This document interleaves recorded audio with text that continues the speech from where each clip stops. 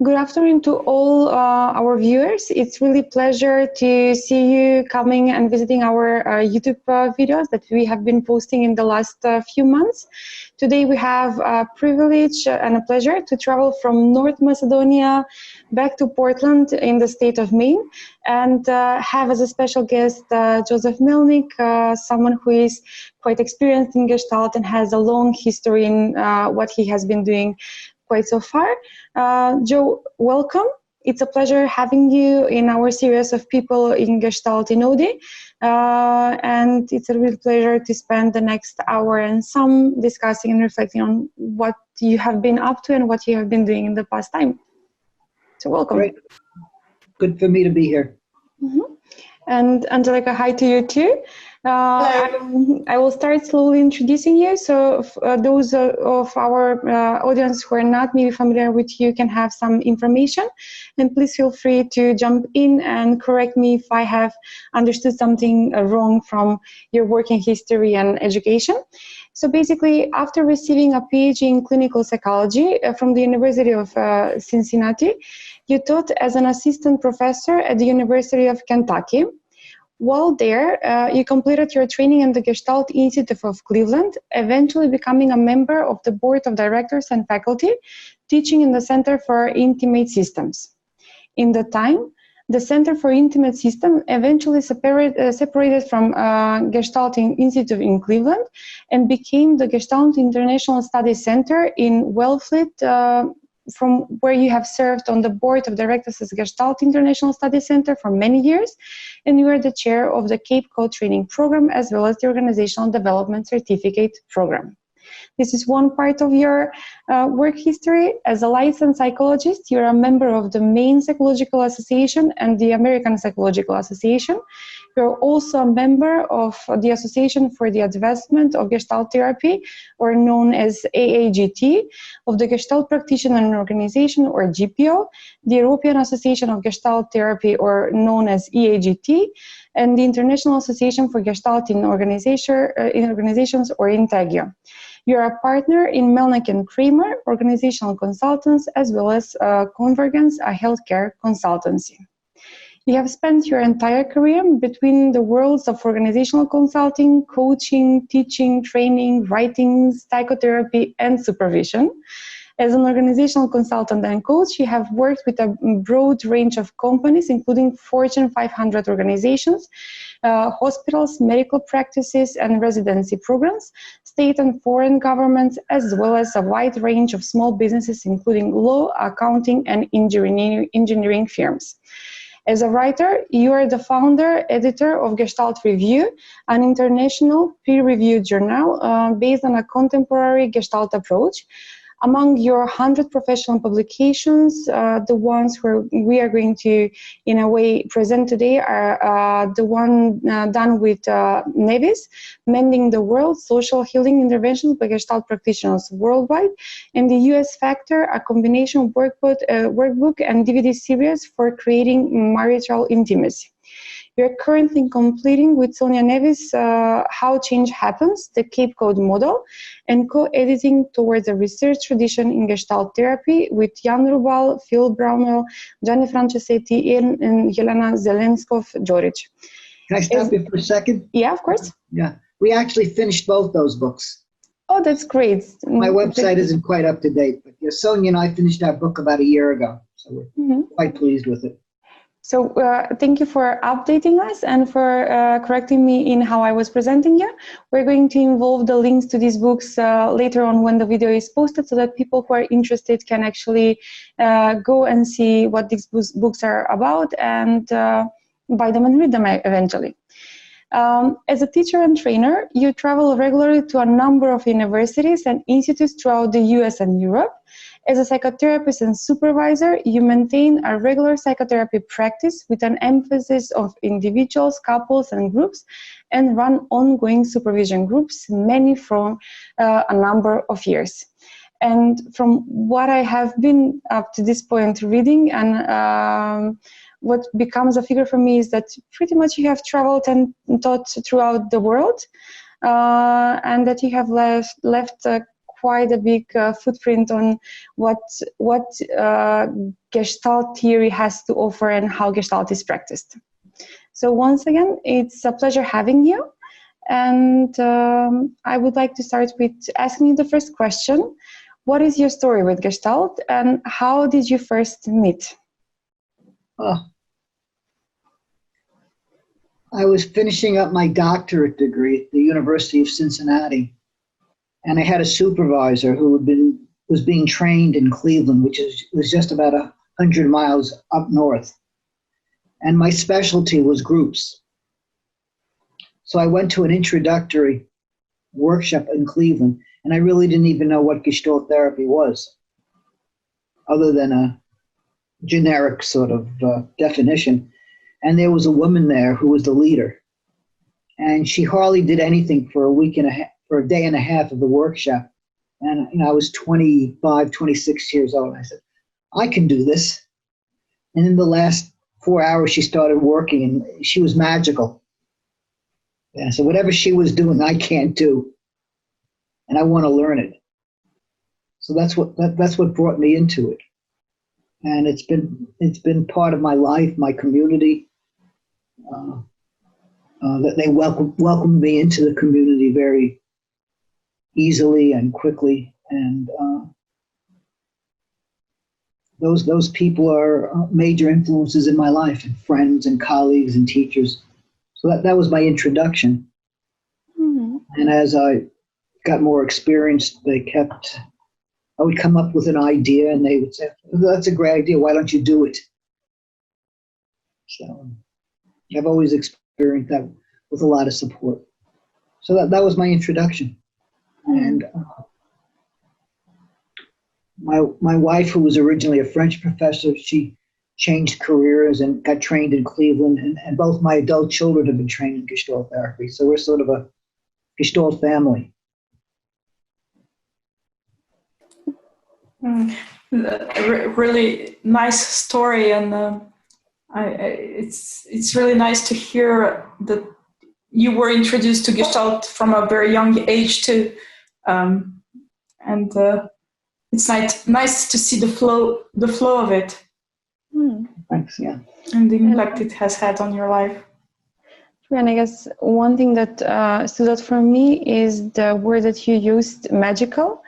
And I guess that resonates with me. I know that it resonates with Angelica and a lot of our colleagues around the world, that when the first time when we get introduced to Gestalt, we have a sense that it's magical and that there is something that we do not fully understand in the moment, but we want to learn how to practice and live it by it. And it's really exciting to hear that your whole family is Gestaltist and that every single one of you have been trained in Gestalt.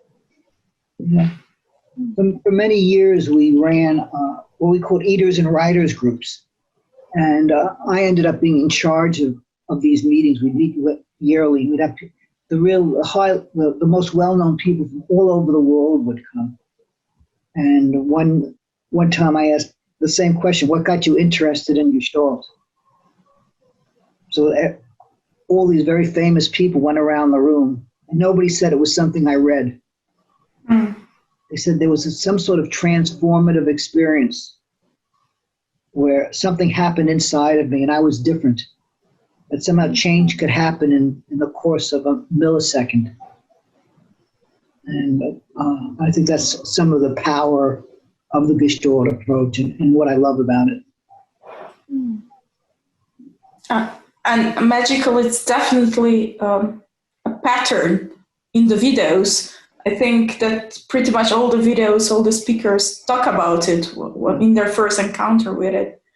And it's nice to notice, and the question has been asked before, I guess, and it's nice to see how from different parts of the world the response is the same to the methodology, no matter where you are and no matter the different methodologies, because there are different schools of thought in the Gestalt world.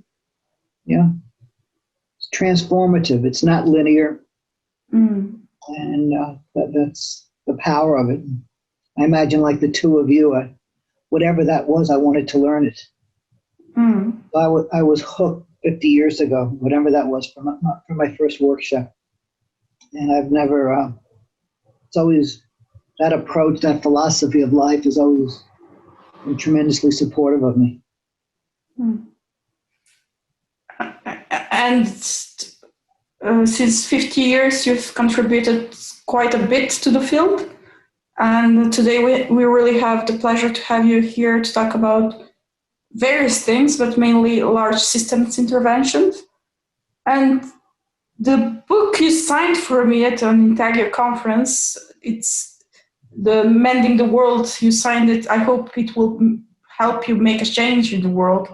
And it has been on my mind on some initiatives I've done, and quite inspiring about all the different things that have been done around the world with the Gestalt methodology.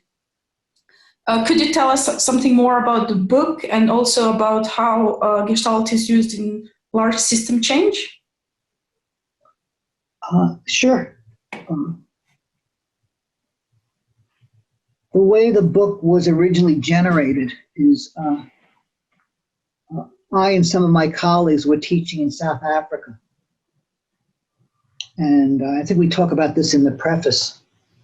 And my colleague, Ed Nevis, who I think most people consider sort of the founder of Gestalt and OD, we went to Robbins Island, where Mandela had been held captive for years. And they have guides there. And have either of you ever been there? No. But they take you around and they show you, the horrible conditions these people lived under.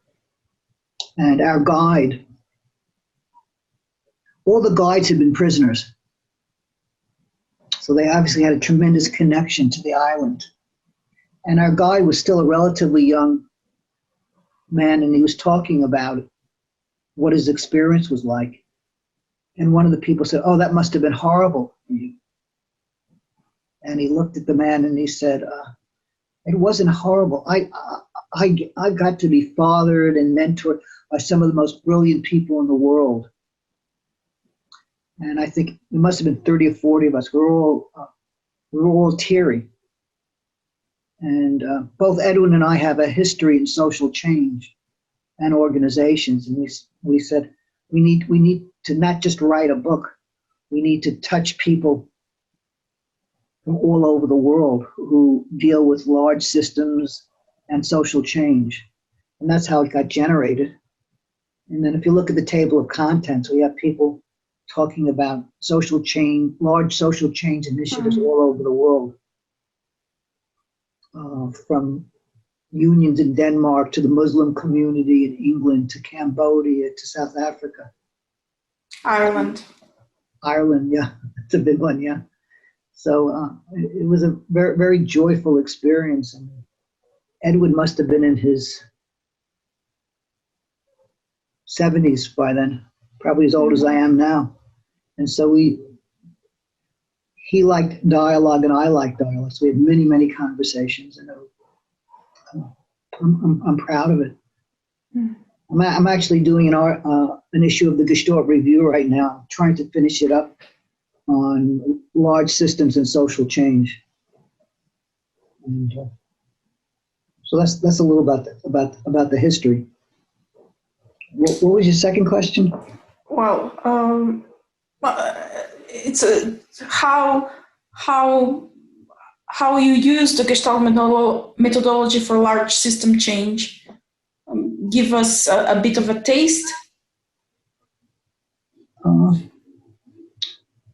Well, what I love about the Gestalt approach is our emphasis on process, as you know, that we pay attention to content, but we're aware of process, whether we define it as a culture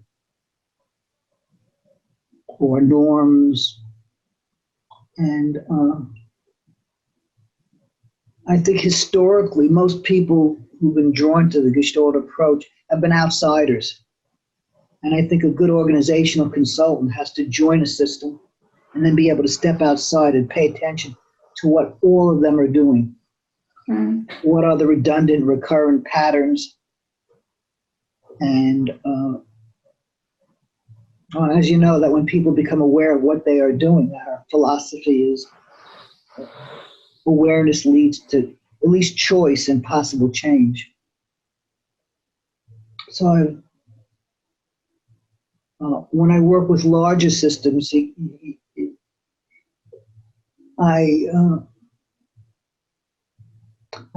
try to break, when I'm doing the actual work, I break them down into smaller units.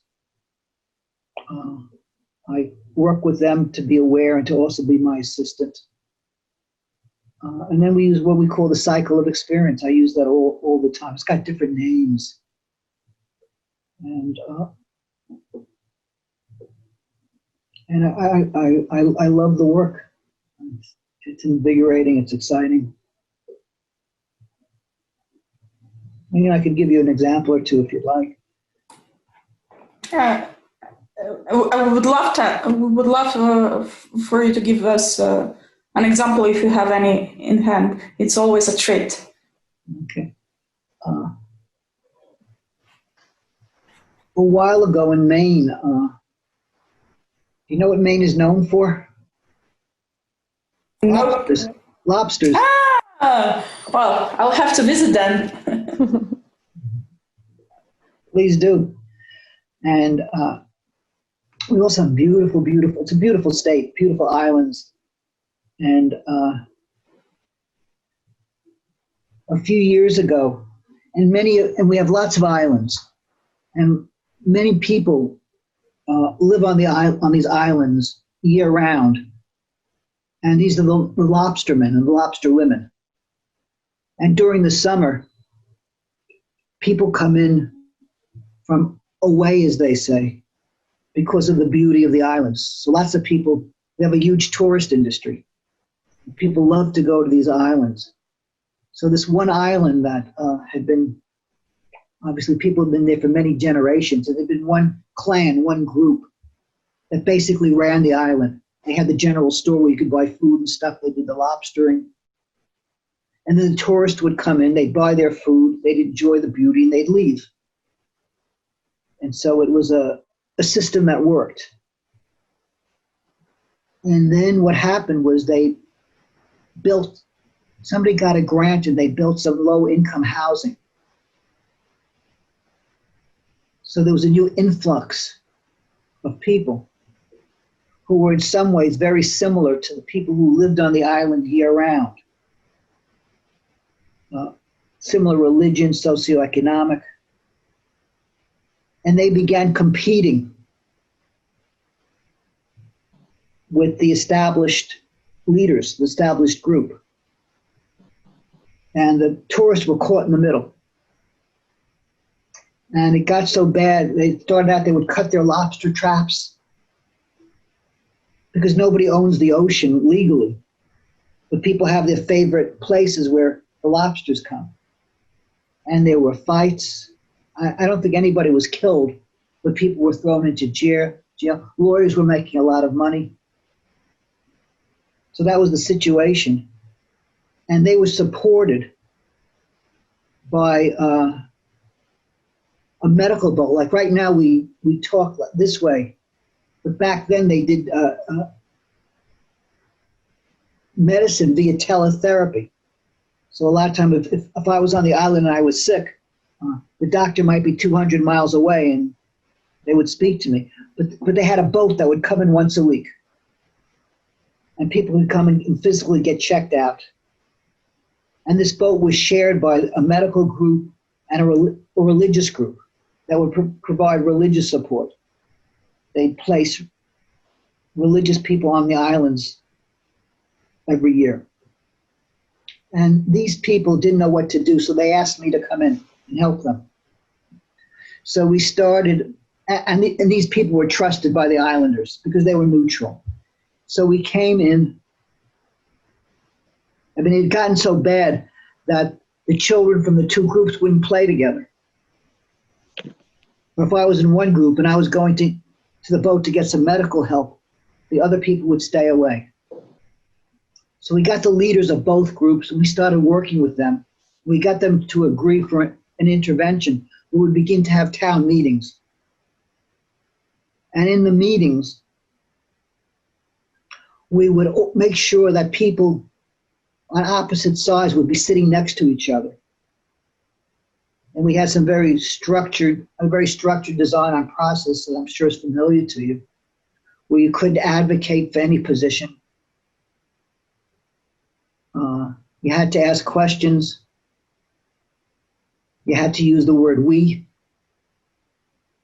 when you spoke. And we sort of mixed them all up together. And then we got them to start planning events together. So there might be a committee that might plan a holiday, but it would always be made of both groups, with a couple of the tourist people thrown in. So we sort of got circumvented the cultures of each thing and created a personal relationship between them. And we were pretty successful. The cutting of the lobster traps stopped. The fight stopped. And at that point, I withdrew. I thought I'd been successful, and we were. And then a few years later, the head of the ship called me up, and I said, on another matter. And I said, well, what happened to the island? And he said, well, we made some gains, but unfortunately they weren't sustained. So people weren't fighting physically anymore, but the segregation still existed and reoccurred, which reminds me of, I think you'd mentioned Ireland and Northern Ireland before, which is the same thing that happened there. That a lot of the violence had stopped. But when I talk to my friends in Belfast, they talk about the segregation is still very powerful. I think it's still the same in the United States with blacks and whites. And so I think about that story because if you take it within a limited time range, we're very successful. But I think what I'm really interested in is how do you get sustained change over time? And maybe we could have a conference devoted to it. I don't think anybody's figured that one out yet. But that's an example of how we use the Gestalt approach. Yeah. Thanks for the example, and you've made me really reflect on the sustaining bit is the real difficult bit. I mean, we are in the middle of the Balkans. Wherever you look around, it's tensions, not war anymore, but certainly tensions going on. And how to sustain large system changes is really something that needs to be asked more and more nowadays with all the, may I say, even paradigm shift we're seeing that's going on both for climate change, but also all the movements which are happening. And the polarization is just unbelievable. And I think we have a lot to add around that. That's what I'm really paying a lot of attention to, what I call complexity. Yeah. That we're sort of wired, if you take the experience cycle, a cycle of experience, I have some sensations, they turn into feelings, I get mobilized, I go to action, and hopefully something good happens and I chew over the experience. But life is much more complicated than that. And how do you deal with complexity without narrowing so quickly? And I think that's sort of the problem with the polarization, that we're designed for simplicity, and the world is just so damn complicated. And I know it might not be in the question I sent you, but you triggered something in me when mentioning complexity and the Gestalt cycle. How I can see the Gestalt cycle can be seen as an individualistic meaning making of the cycle of each individual, but when working with complexity, What are your reflections on that, on using the Gestalt cycle in a complex and uncertain world we are living in? When we're talking about, rather than internal stuff, but more relational stuff, the trust building, the beginning of the cycle, the engagement, the small talk, the getting to know one another, the joining the system, takes forever. And when you're talking with tight systems, I've lived in Maine 35 years and I'm still a foreigner. For people to embrace me as one of them, it's so to appreciate what an enormous task it is. And I'm talking more about cultures, but the same thing in organizations. To really join an organization and be considered trustworthy takes a huge amount of time. And that's what's often messed up at the very beginning. I just appreciate that more and more. And of course, if we're talking just organizationally, and they've got a big problem, and they're paying me a fair amount of money to join, and to solve the problem, and for me to spend the time just hanging out with them and joining and trusting them and trusting me. Often organizations want to move towards action very, very quickly. And so to have them trust me enough that action will happen, but not as quickly as you might. And then, of course, our first interventions, at least the way we teach working with organizations, is to look at patterns that have supported the organization in the past, but are now limiting it because they're being overused or they haven't allowed room for newness to come in. So I know one very successful organization I worked for, a large supermarket, international supermarket chain. They had built so much cohesion within the organization that they brought up their own people through the ranks. So if somebody from outside, then they would try to hire somebody from outside the organization, and it never, they would spit those people out all the time. So the organization wasn't growing. It was an example where support and cohesion made a tight boundary, and people had trouble entering and being allowed in. So we did a lot of work on opening up the organization and also coaching the new executives coming in for how to join.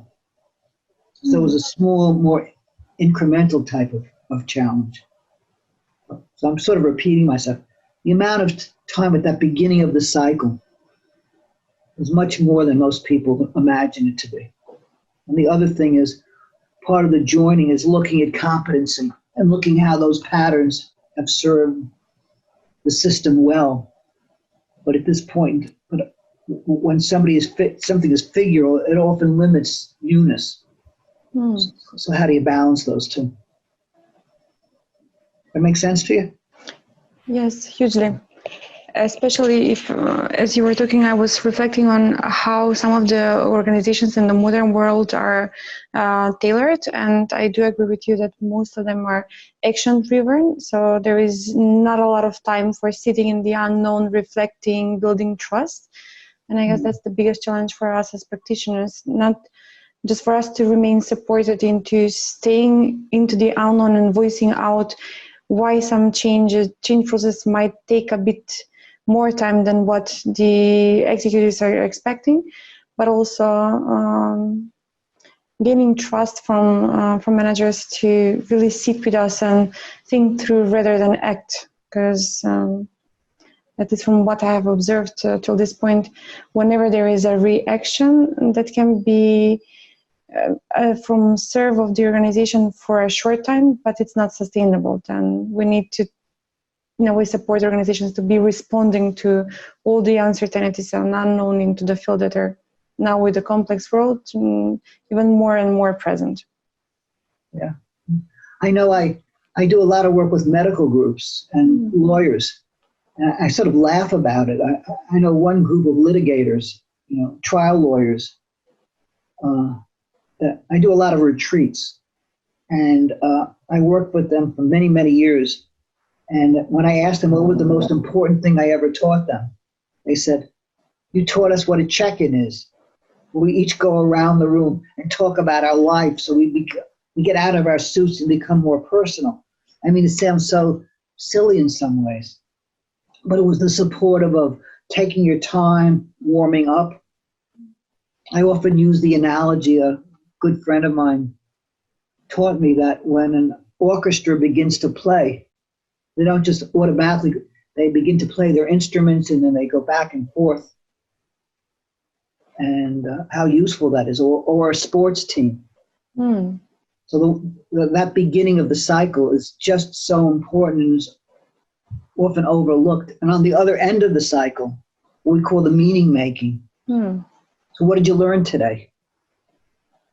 Now, the particular culture of medical organizations is, we did a major reorganization at a large hospital. So I would be with physicians. You'd have an hour meeting, and 15 minutes before the end of the meeting, the beepers would start going off, and people would start leaving. So you couldn't have closure, you couldn't have a good ending. So a very simple intervention was to work with the leaders. So we would grab their pages at the door, and they had to stay for the whole hour. And we took them at the door because we didn't want them in their pockets flashing, and then people would lose contact. So some very simple types of intervention to have a good beginning and a middle and an end. It sounds in some ways so simplistic when we talk about it, but it's so important. I mean, Gestalt therapy is all paying attention to the obvious. You begin well, you engage, and then you talk about how that was. And for some people who aren't versed in the Gestalt approach, it feels eye-opening to them. So that's often a template that I use for whatever work I do. And in Cleveland, we used to call that a unit of work. Am I wrong, or you do work with the Cape Cod Model? Yes. Could you tell us something about the model? I sort of had. I can tell you a little bit more. Yeah, I know, but just to voice it out so our audience who doesn't know anything about the model. Well, when I started, I had the good fortune of being taken under the wing of some wonderful people. And we became a unit. There was 4 of us. You might have heard of Joseph Zinker and Sonia Nevis and Penny Bachman. The 4 of us taught this for years, and we developed it over the years. And Sonia was she was the model. And I would often try to take what she did and find language for it. And so Sonia and I published a lot together. That's actually in our book that came out about 2 years ago, which is, I always forget the title, but it's about the evolution of the Cape Cod model. But some of the assumptions is, one, we're never alone. There's no such thing as a bystander. We're all part of the system. And the model is pretty much outlined. The first step of the model is you engage, you make contact. We establish trust so that my clients don't just trust me, but I trust them. And then we can relax and we can be open to learning. So that's the first stage that I really talked about. Then we have the assumption, as we look for patterns, that whatever patterns we see, we can see them because we're outside the system. People who are inside the system often don't see them.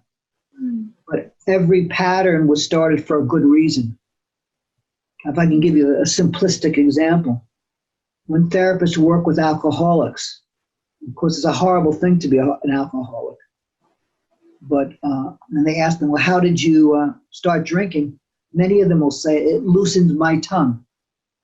It relaxed me. I had a buoyancy. And that's what often happens to social drinkers. That's why a lot of people drink. But then the pattern got overdeveloped. And so it got overdone. And so part of the model is you can't extinguish anything. My wife stopped smoking 50 years ago. She still has dreams of it. Okay. That it's embodied, it's in our bodies. And that the way you grow, you don't stop people from doing things. You don't do this. You add other options, other possibilities, so they can go in a direction that's healthy. Yeah. So the first step is to take a look at the patterns that once served them well. For example, it might be an organization where everybody speaks whatever they want to speak. You don't have to wonder what people are saying. And that's strong, because you want that in people. And that might be the first intervention. How people have tremendous presence and they speak. And you land that intervention. Once you get the trust going, so that's the second intervention. But of course, I'm sitting back either psychologically,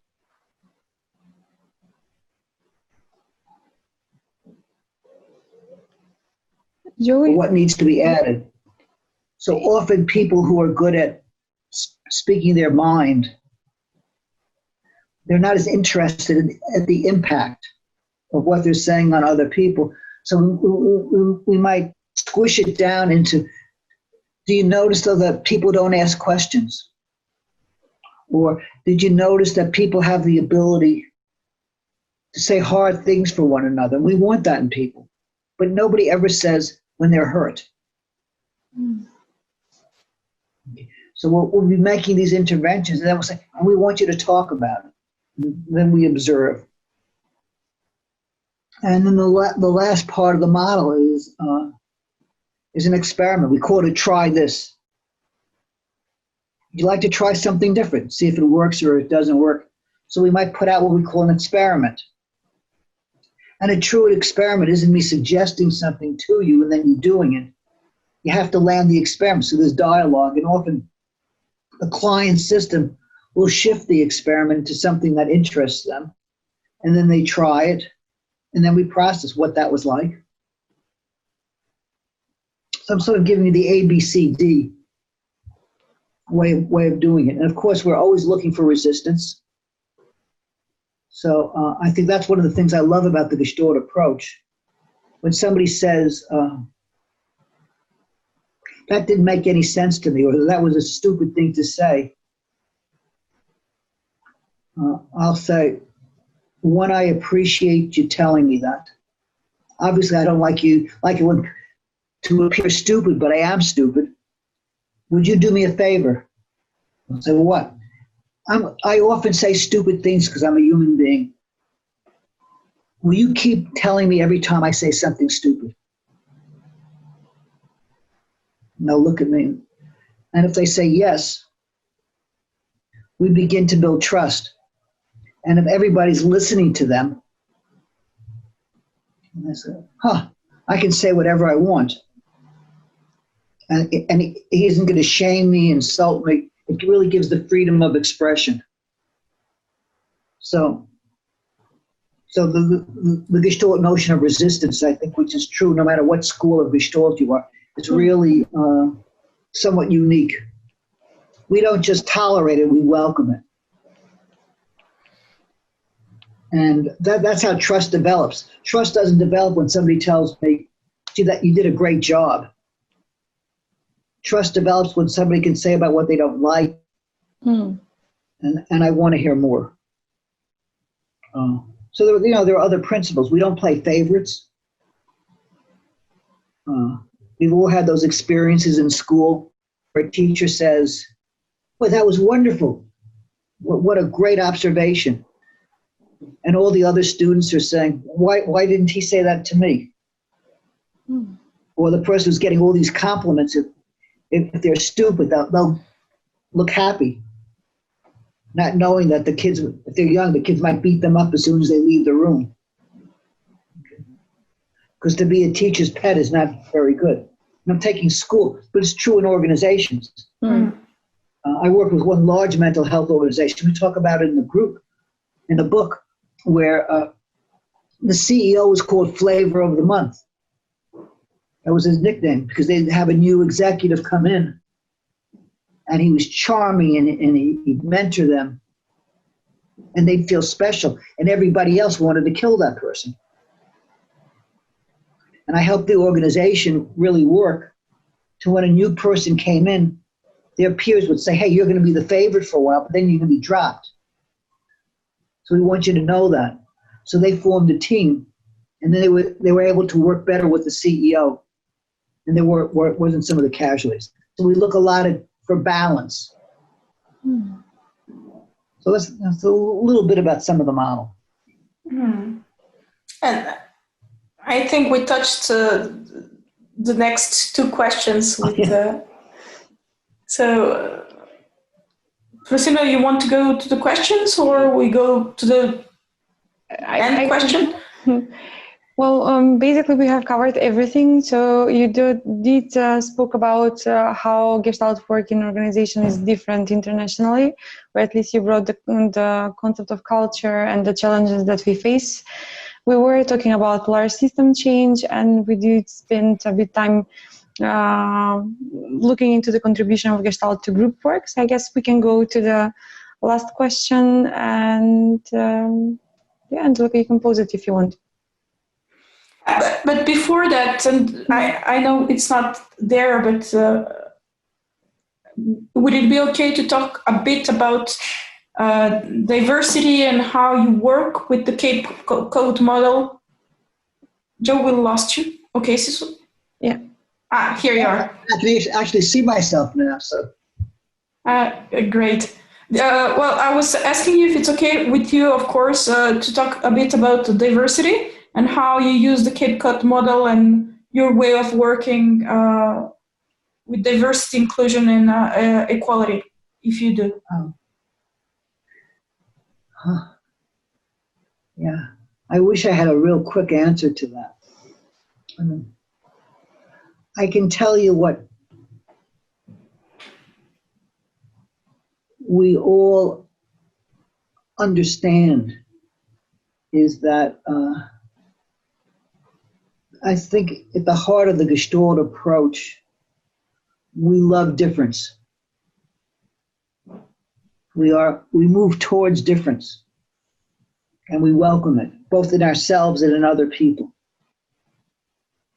And that goes counter to a lot of the craziness in the world where we want to beat up difference, or we feel threatened by difference. So a colleague of mine, Carolyn Lukensmeyer, who was actually in Bill Clinton's White House and has written a lot about this. She has large meetings, sometimes as many as thousands and thousands of people, and she sets up tables with people who are polarized, with facilitators. And there are certain quote-unquote rules that I think it would be obvious to many of us, where you can't preach, you can't ask, you have to ask questions. She looks for balance, and she sort of creates interest. In our book, Mending the World, we talked about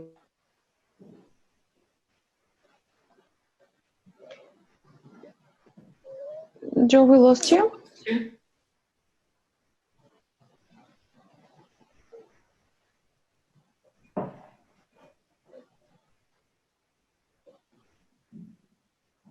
Joe?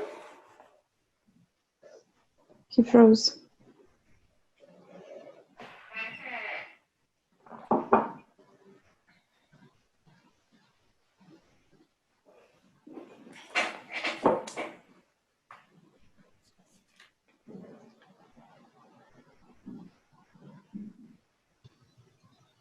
Are we back again? Yeah, we're back again. Sorry, your image froze for a second. What these groups of people, they weren't really Gestalt therapists, but or Gestalt trained, but they were supervised by a colleague of mine. There was all sorts of, actually, bombings of Planned Parenthood centers. In Boston, there's a tremendous polarization around pro-abortion, anti-abortion. And horrible, horrible riots and everything many years ago. And what these organizational consultants did was they had access to the leadership of both groups, to some of the quote unquote, some of the priests who were part of the anti-abortion movement and some of the Planned Parenthood people. And they got the leaders to join and have meetings. But you had to step out of your role. If you were a priest, you couldn't be in the meeting as a priest. Or if you're an executive director of Planned Parenthood, you had to get rid of that role. And that's a big part of it. So you had to be more of a person. And you couldn't preach. And so they just started to just have what we call more intimate conversations where they got to know each other in terms of how they were similar rather than differences. So the similarities came first. And of course, we sort of laugh about that. There's always good food. And there's something about people chewing food together that is supportive of dialogue. And out of those meetings, the bombing stopped. And I think all the violence stopped. There hasn't been violence in, I think, in Boston around this issue in many, many years. So that's the good news.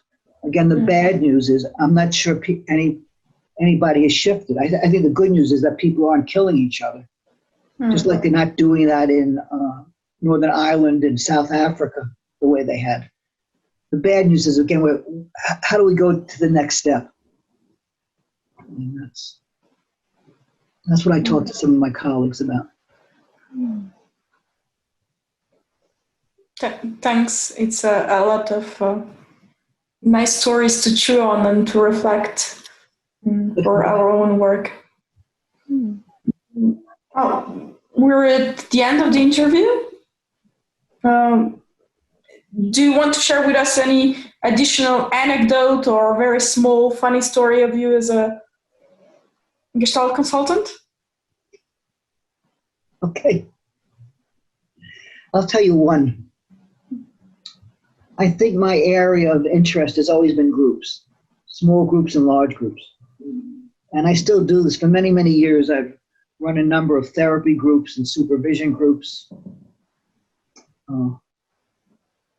And I started out as a researcher. And there's something in the therapy business called pre-therapy training, which means if you're going to join a group, if I sit down with you and I tell you what the norms are and what the structure is, you don't have to wonder. And the purpose is to sort of integrate you into the group as quickly as possible. And I start groups just like I think I said earlier, whatever it is, with some sort of check-in, a sort of warm-up. And I was working with a woman, I was preparing her to enter a group. And I said, and we start each session with a check-in. And I saw her eyes glaze over. And I couldn't figure out what it was. And I said, you seem a little confused. Did I say something that you didn't understand? And she said, yes, you said we start each session with a chicken. And so she had an image that she'd have to go out and buy a chicken and bring it into the group. So that gets back to my mumbling that I think I talked about at the beginning. So what I learned is whenever I say check-in, I make sure it doesn't sound like check-in. It hasn't happened since. Thank you, Joe. Thank you for your time.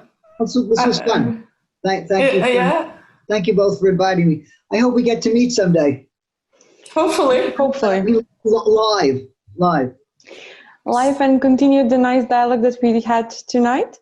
At least it's night in North Macedonia. I don't know what the time back in Portland. And it was really a pleasure having you on this video and having the possibility to do a small interview with you and bring your work to other people. And we hope you're going to be an inspiration for people to start reading Gestalt and practicing. And that we're going to bring a bit of the magic that each one of us has experienced once. Great. Okay. Thank you for being Bye-bye, here. Bye-bye. Bye.